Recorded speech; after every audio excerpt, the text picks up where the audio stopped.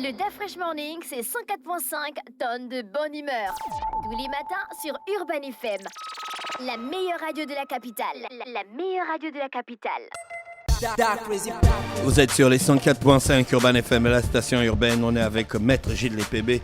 Maître Lépébé, bonjour. Bonjour, DaFresh. Merci d'avoir accepté notre invitation. Aujourd'hui, on parle de l'expropriation pour cause d'utilité publique.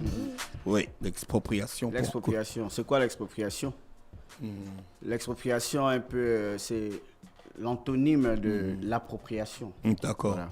Donc, on est exproprié lorsqu'on est déjà... On peut justifier d'une propriété. D'accord. Ou lorsque l'on est titulaire d'un droit réel immobilier. C'est-à-dire parce que les squatters, quand on les chasse, est-ce que c'est de l'expropriation? Non, parce que déjà, ils n'ont pas un droit conforté. Donc, on ne peut pas parler d'expropriation. Mais pourquoi souvent ils luttent, ils font les grèves, ils barrent les routes, ils s'énervent? Ouais, c'est parce que déjà, il faut comprendre que le droit à la propriété... Est-ce qu'ils n'ont pas une certaine prescription ou bien une possession d'État? Pourquoi? Pour répondre à ta question, pourquoi est-ce que le squatter peut ériger un mouvement d'humeur pour contester par exemple la mesure qui a été prise à leur encontre?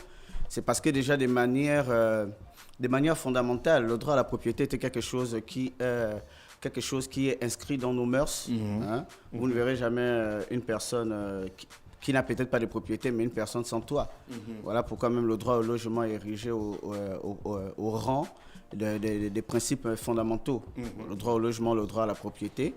Donc, à leur égard, on peut comprendre leur réaction, mais ils n'ont pas un droit légitime et juridiquement protégé pour pouvoir réclamer le statut d'exproprié. Voilà. Donc, c'était la parenthèse qu'on peut À quel moment on faire. parle d'expropriation? À quel moment pas d'expropriation? Il faut déjà dire que la notion de législation au Gabon est encadrée par la loi 6/61 du 10 mai 1961 qui régit effectivement les circonstances dans lesquelles l'expropriation peut être faite, au même titre que les conditions dans lesquelles les servitudes peuvent être constatées. C'est l'article 1er, et notamment de cette même loi-là, qui dit que l'expropriation du meuble en tout partie ou de droit réel immobilier ne peut être fait en l'absence de déclaration d'utilité publique. Voilà. Intervenu à l'issue d'une enquête, ainsi que intervenu à la suite d'une enquête, qui donne la possibilité contradictoirement de déterminer les parcelles à exproprier, et ainsi que la recherche des propriétaires ou des titulaires de droits réels. Donc, les notions, c'est-à-dire l'article 1er en lui-même déjà détermine les conditions dans lesquelles une expropriation peut intervenir. On dit 1, l'objet, c'est-à-dire que cela portait sur un immeuble ou sur un droit réel immobilier. Ça ne peut être, l'expropriation ne peut être prononcée en l'absence d'une déclaration d'utilité publique.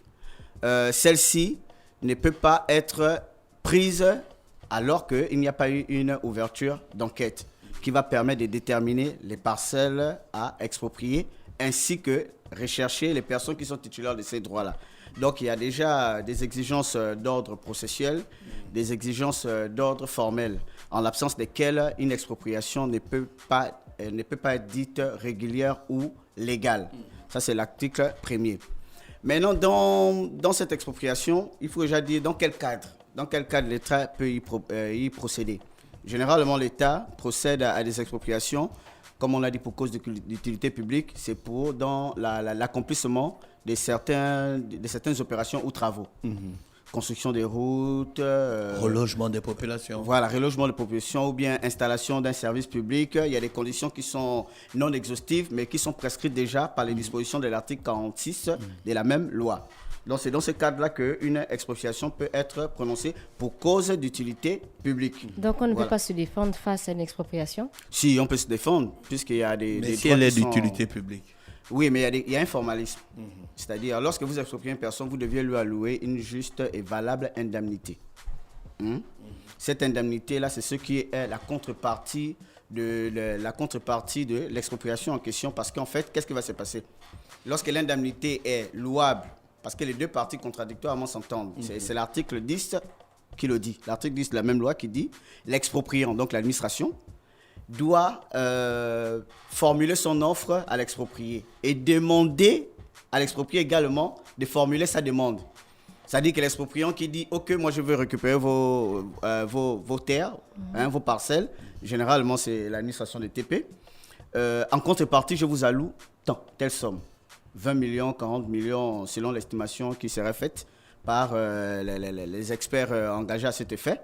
Mais l'exproprié, au vu des travaux qu'il aurait certainement réalisés ou encore des constructions qu'il aurait érigées sur cette parcelle-là, peut estimer que l'offre qui lui est faite ne reflète pas la réalité des coûts. Donc, s'il ne parvient pas à un règlement amiable, à partir de ce moment-là, ils peuvent déférer la procédure devant le juge judiciaire qui, au moyen d'une enquête, des auditions et autres, peut également fonder sa conviction pour pouvoir arbitrer entre les deux parties. Donc, ce n'est pas unilatéral, c'est contradictoire. Et c'est l'article 1er qui le dit. C'est-à-dire, on prononce l'expropriation à la suite d'une détermination des parcelles et à la recherche de titulaires. Il faut qu'on sache à qui ces parcelles-là appartenaient pour pouvoir rentrer en discussion avec eux. Donc, ce n'est pas un acte, même s'il émane de l'administration, la procédure n'est pas exclusivement unilatérale où c'est l'administration qui s'arroge les droits en disant « Écoutez, on veut procéder par exemple à l'érection d'une œuvre collective et par conséquent, vous devez vous exproprier. » Non, ça c'est discute en fait entre les deux parties. Donc c'est l'article 10 qui le dit. Les conditions dans lesquelles les offres sont faites. Donc il y a une offre qui est faite par l'administration expropriante et il y a une contre-offre qui est faite également par l'exproprié et la discussion est faite. S'ils ne parviennent pas, comme je disais, à un arrangement amiable, ils peuvent saisir le juge judiciaire. C'était la question que tu posais. D'accord. Mais non, c'est ça en fait tout le fond. Mais l'utilité publique est définie par la loi dans cette situation. Oui, l'utilité publique est définie par la loi. On va dire c'est l'article 46 qui dit exactement les circonstances. C'est-à-dire une utilité publique, une cause, l'expropriation pour cause d'utilité publique peut être prononcée ou déclarée dans l'optique d'accomplir des opérations ou des travaux. La liste n'est pas exhaustive. Je ne vais pas les citer là, donc vous aurez juste à vous en référer à cet article 46 de la loi du 10 mai 1961, qui régit effectivement les conditions dans lesquelles l'expropriation peut intervenir. Voilà. D'accord, je pense qu'on a fait le tour ou bien il y a d'autres choses à ajouter? Bon, qu'est-ce qu'il faut ajouter les particuliers? C'est les gens qui doivent savoir qu'ils n'ont pas les titres fonciers ou bien ils n'ont pas des droits. Ouais, ce qu'il faut dire par exemple, c'est on déjà... peut les déguerpir à n'importe quel moment. Ouais, qu'est-ce qui se passe? C'est déjà... L'intérêt d'en parler, c'est de dire également aux justiciables ou aux usagers que la loi n'a pas seulement été du côté de l'expropriant, parce que l'expropriant ici, c'est qui? L'expropriant ici, c'est l'État, c'est l'autorité publique, c'est le pouvoir public. La loi n'a pas seulement été taillée dans le sens de favoriser toutes les opérations qui peuvent être initiées par l'État. Non, la procédure, elle est contradictoire.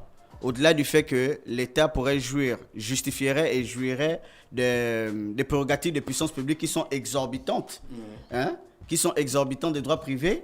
Mais dans le fond, vous voyez qu'il y a une place majeure qui a été donnée à l'exproprié de pouvoir discuter ses droits.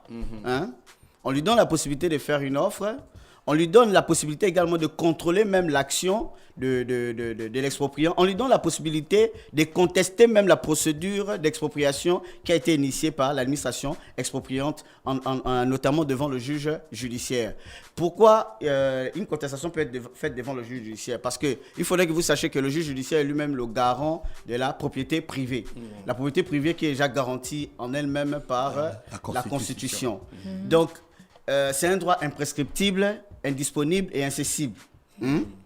C'est l'un des droits les plus absolus et les plus complets qu'une personne peut avoir sur une chose, selon les dispositions de l'article 544 du Code civil ancien. Donc, quand il y a une expropriation qui doit être faite, il faudrait qu'elle soit faite selon les règles de l'art. Vous deviez nécessairement saisir le juge judiciaire parce que c'est lui qui, in fine, va faire procéder au transfert des propriétés de la personne de l'exproprié vers la personne de l'expropriant. Maintenant, si ces garanties ne sont pas apportées, parce qu'il y a même une commission ad hoc qui est convoquée et dont la présidence est tenue par le procureur de la République.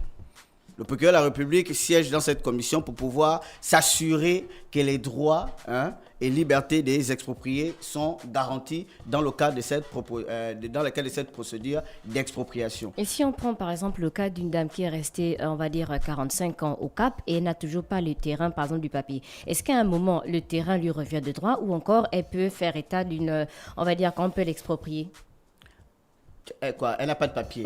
Oui, mais est-ce qu'à partir d'un certain temps, le terrain te revient obligatoirement ou en fait, là, on peut parler toujours d'expropriation?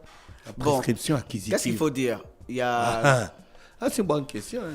Oui, le problème avec... réponds maintenant, réponds. Le chantier de répondre, oui. C'est-à-dire, il y a un principe en droit français où on parle de l'usucapion. Sauf que le mimétisme n'est pas également des mises au Gabon. En France, ça existe l'usucapion, la possession trentenaire de bonne foi. Vous avez été sur un lieu, vous y avez habité et vous êtes considéré par le corps social comme étant la légitime propriétaire. Sauf qu'en droit gabonais, en fait, la propriété ne se présume pas. La prescription. En France, ça peut se présumer Oui. avec le mécanisme de l'usucapion, possession, acquisition trentenaire. Mais au Gabon, la propriété ne se présume pas, elle s'établit. Elle s'établit notamment avec des actes, en l'occurrence le titre de propriété, qui est le titre foncier. Voilà. Donc, la terre n'appartient à personne. Si je reste 53 ans, je n'ai pas les papiers, c'est pas mon terrain. Si c'est en France, ça passerait. Ici, ça passe pas. Ici, la seule façon de conforter votre droit, c'est d'avoir les papiers. Voilà, c'est d'avoir le titre foncier en l'occurrence, ou encore un commencement d'exécution à la NUTTC, une demande par laquelle vous justifiez que vous êtes porté attributaire. Voilà.